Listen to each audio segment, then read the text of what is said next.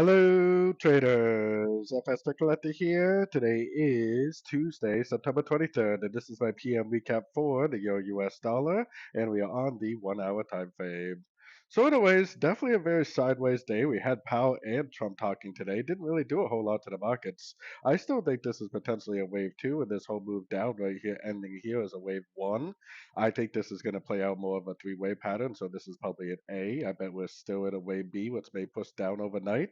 Then I think there's a good chance maybe we'll push up for wave C, and then hopefully we'll get a nice setup for the next day or two for like a 61 or a 78% Fibonacci bounce for hopefully the end of a wave two and the beginning of a big wave three.